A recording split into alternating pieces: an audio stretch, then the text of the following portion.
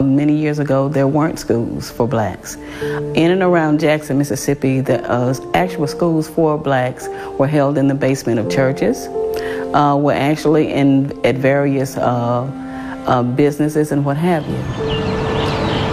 That was until the West Jackson Colored School opened in 1894. It was the capital city's first public school for African American children. It's often referred to as the Mother School. In 1909, the building burned. And after it burned, it was actually rebuilt again, another wood frame building that burned again. But the last structure was put up, and it was put up with the old bricks that you see. Great is he that is in you than he that is in the world. Eventually, the school was renamed to the Smith-Robertson School. Smith-Robertson was born a slave in Fayette, Alabama. He was able to buy his own freedom, and after he did, he moved to Jackson. He got involved in the local politics, and he was also a businessman. He was a barber at the Spangler Hotel. He was looked upon as a leader in the community, and because of that, he was named the first black alderman in Jackson, Mississippi. For 77 years, the Smith-Robertson School was where African American kids from the capital city got to go to school. It closed in 1971 because of integration. With integration taking place, of course, the black students who were in this community and those students that the school actually served, they were being bussed away from the school. And it kind of left the school sitting idle. For a while, the school was abandoned. That was until a group of citizens decided they needed to preserve the history of the school.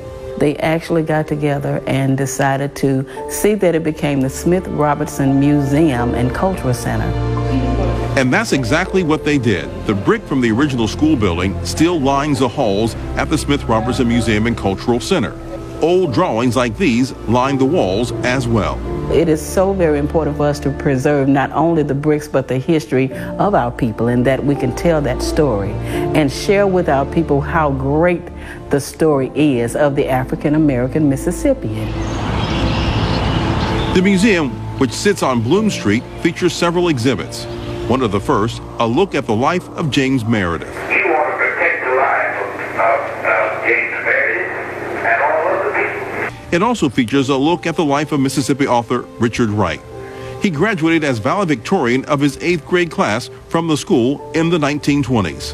What we're doing here is we're wanting to touch on and tap into every aspect of the history of the African American Mississippian.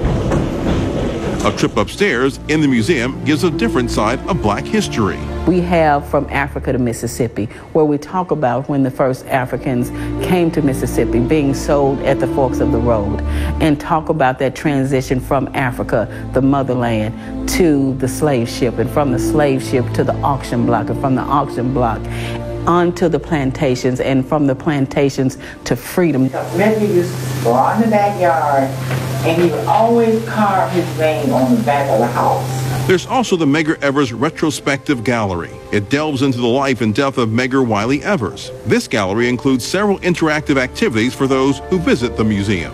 We could go up to the white school, the high school with the white kids, because we were black.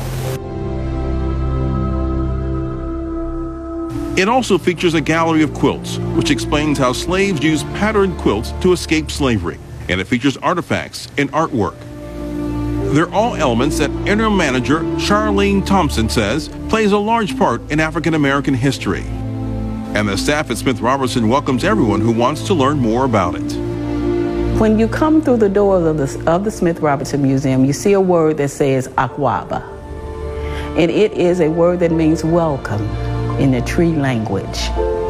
And we want to make everyone welcome, and we want them to know that they're welcome, and we want them to feel at home and to experience this history as it is.